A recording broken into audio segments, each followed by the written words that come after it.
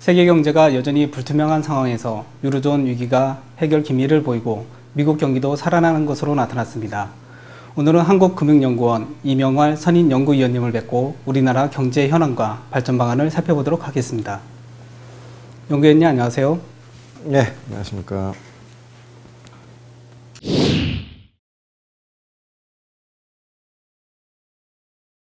최근 일부 국가에서 엇갈린 경제 전망치를 내놓고 있는데요. 도대체 세계 경제가 어떻게 돌아가고 있는 건가요? 당초 우려와는 달리 세계 경제가 아주 최악의 상황은 피해서 가는 그런 모습을 보이고 있습니다.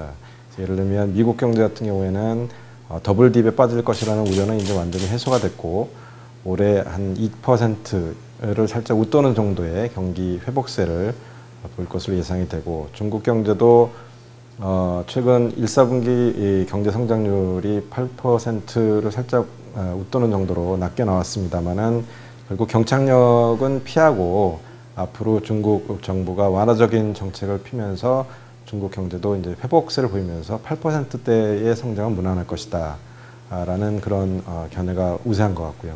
유럽 같은 경우도 유로존의 붕괴라는 그런 최악의 상황은 모면한 그런 상태이고 물론 유럽 재정위기를 완전히 해결하는 데는 상당한 시간이 걸리고 올해와 앞으로 상당 기간 유럽 경기가 어렵겠습니다만은 전반적으로 보면 지금 현재 세계 경제 여건은 작년 말 금년 초에 당초 우리가 우려했던 것보다는 좀 여건이 좋아지고 있는 그런 상태다라고 말씀드릴 수 있겠고 그래서 그것을 단적으로 반영해서 IMF 같은 경우에도 금년 4월에 세계경제 성장률을 당초 금년 초에는 3.3%로 전망을 했었는데 그것보다 좀 높은 3.5%로 상향 수정 전망을 발표를 한 그런 상황입니다.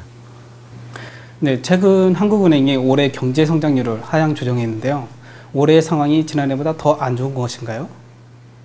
작년 4, 4분기 같은 경우에 실물 경제가 당초 일반적으로 예상했던 것보다 굉장히 안 좋게 나왔습니다. 그래서 4, 4분기 성장률이 3.3%에 그치고 그에 따라서 작년 연간 성장률이 3.6%에 그쳤는데요. 그 이유는 당초 예상했던 것보다 글로벌 요인들이 국내 실물 경제, 특히 수출이라든가 투자에 빠르게 안 좋은 영향을 미치면서 결국은 성장률을 떨어뜨리는 그런 요인으로 작용을 했습니다.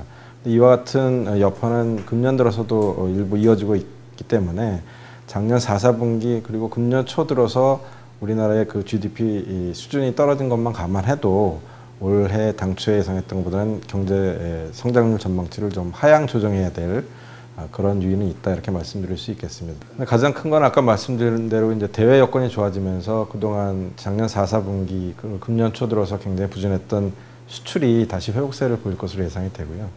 그리고 내수 측면에서는 소비 같은 경우에는 빠른 시간 내에 살아나기 좀 어려울 것으로 보입니다만 투자 같은 경우에는 그동안에 너무 투자가 많이 지연돼 있었는데 그 기업들 입장에서 보면은 투자를 할 수 있는 자금 여력은 굉장히 큰 상황입니다. 그리고 앞으로 이 세계 경제의 회복에 대비해서라도 이제는 더 이상 투자를 미룰 수 없는 그런 시점이기 때문에 저희가 보기에는 금년에는 투자가 상당히 활성화될 것으로 이렇게 예상이 됩니다. 그래서 그동안 위축됐던 수출이 살아나고 투자가 활성화되면서 하반기에는 우리 경제가 좀 좋아질 것으로 이렇게 기대를 해봅니다. 네, 금리도 10개월째 동결을 했습니다. 물가 안정과 금융 안정을 동시에 추구할 수 있는 대책이 있을까요? 일단 금리 정책 면에서 보면 지금 상당히 어려운 상황인 것은 맞습니다. 경기 부양을 위해서 금리를 내리기도 쉽지 않고 물가나 금융 안정을 고려해서 금리를 올리기도 쉽지 않은 어떻게 보면 딜레마에 빠져 있는 상황인데요.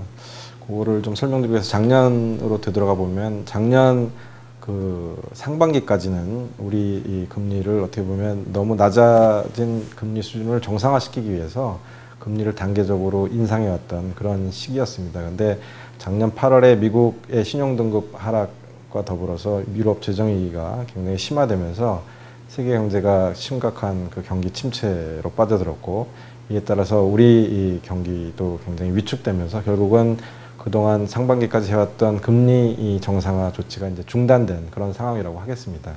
그럼에도 불구하고 작년 하반기 보면 물가가 굉장히 높아서 금리를 올려야 되는 것이 아니냐는 그런 주장도 있었습니다만 결국은 추가로 금리를 올리면서 경기에 대한 부담을 주기가 쉽지 않아서 결국은 한국은행이 금리를 올리지 못했고, 반면에 이제 경기 측면을 보면 금리를 내려야 되는데 물가에 대한 부담이라든가 가계부채 문제를 오히려 더 악화시킬 수도 있기 때문에 그런 측면에서도 금리 조정이 쉽지 않았다고 평가할 수 있겠고, 그래서 반대로 보면 작년 상반기까지 좀 더 금리를 빠르게 인상해서 정상화시켜 놨으면 보다 신축적으로 대외 여건 변화라든가 국내 상황에 대응해서 금리 정책을 할 수 있었는데 그 시기적으로 그런 것을 놓친 것에 대한 아쉬움은 있습니다. 이 경기 상황이라든가 물가라든가 이제 뭐 가계부채를 포함한 금융 안정 측면을 모두 고려해서 정책을 해야 되는데, 장기적으로 보면 결국은 작년 상반기까지 추진해 왔다가 중단된 금리 정상화의 어떤 그 정책을 다시 이제 재개를 해야 될 걸로 생각은 됩니다만, 그러기 위해서는 경기가 어느 정도 견조하게 회복되고 있다는 것에 대한 확신이 필요한데, 그러기 위해서는 제 생각에는 최소한 하반기, 빠르면 4, 4분기 정도 돼야 다시 금리를 단계적으로 인상하면서 정상화할 수 있는 그런 단계에 들어설 수 있지 않을까 이렇게 생각이 되고요. 한국은행은 가계부채가 이미 가계소비를 위축시킬 수 있는 단계까지 진입했다고 분석을 했는데요. 가계부채의 질이 악화되면서 장기적인 불안까지 염려가 되고 있습니다. 가계부채 해결할 수 있는 방안이 있을까요? 그러기 위해서는 크게 이제 세 가지 어프로치가 필요한 것 같습니다. 첫째는 그 가계부채의 수요 측면에서 금리 수준이 너무 낮아서 거기에 따라서 가계부채가 계속해서 늘어나지 않도록 금리의 수준을 앞으로 경기 상황이 좋아지면 단계적으로 정상화하는 게 필요하겠습니다. 물론 그렇다고 금리의 수준을 너무 높게 과도하게 올려서 가계부채 문제로 오히려 촉발하는 것은 경계할 필요가 있고요.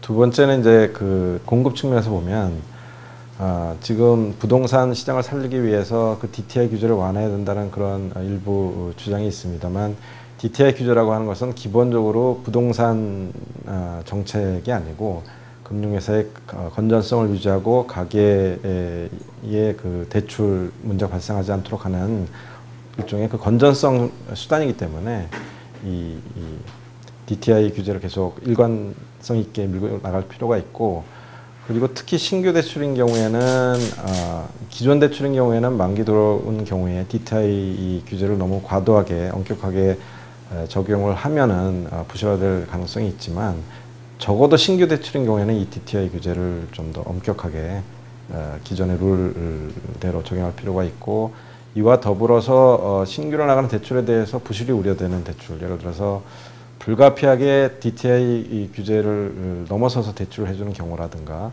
그 외에 아까 말씀드린 고위험군에 대한 대출이라든가 그런 경우에는 금융회사의 충당금을 좀 더 쌓게 해서 그 부실화될 우려가 높은 쪽에 가계 대출이 늘지 않도록 하는 그런 노력이 필요하고요.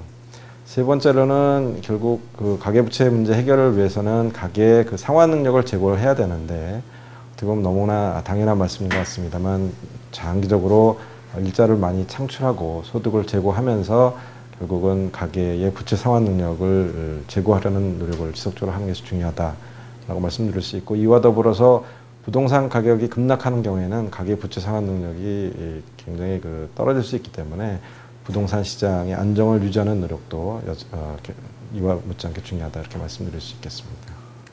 전문가들은 올해 경제 성장률을 상저하고로 분석을 했습니다. 이 시점에서 올해 경제 전망을 어떻게 보시는지요?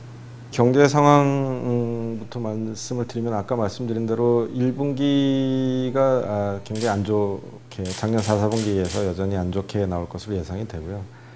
다만 아까 말씀드린 대로 지금이 어떻게 보면 경기 저점을 통과하는 그런 구간일 가능성이 높기 때문에, 그리고 아까 말씀드린 대로 수출하고 투자가 이제 회복이 되면 그에 따라서 이제 2, 4분기, 3, 4분기 하반기 들어가면서 우리나라의 경기는 회복되는 그런 모습을 보일 것으로 예상이 되고요. 그래서 저희가 희망하기는 상저하고의 모습이 유지될 것으로 그렇게 보이고, 다만 그 기울기가 어느 정도로 가파르게 회복될 것이냐 하는 것은 역시 그 대외적인 여건에 따라 좌우돼서 그럴 것으로 보이고, 올해 경제 성장률은 3.5%를 살짝 밑도는 정도 나타내지 않을까 이렇게 예상이 되고요. 그리고 우리 경제가 이제 그런 모습으로 회복이 된다 그러면 결국은 아까 말씀드린 대로 이제 저금리에 따른 부작용을 해소하기 위해서 다시 이 금리를 정상화시키는 그런 노력이 이제 필요한데 그런 차원에서 보면 그 한국은행이 금년 4, 4분기 정도 돼야 우리 경제의 회복세가 굉장히 견조할 것으로 확신을 할 수 있을 것으로 보이고, 그래서 빠르면 4, 4분기, 늦으면 내년 초 경에 다시 금리를 정상화하는 그런 단계로 복귀하지 않을까 그렇게 예상이 됩니다. 네, 지금까지 한국금융연구원 이명활 선임연구위원님과 우리나라 경제 현황과 발전 방안을 살펴보았습니다. 오늘 말씀 감사합니다. 네, 고맙습니다.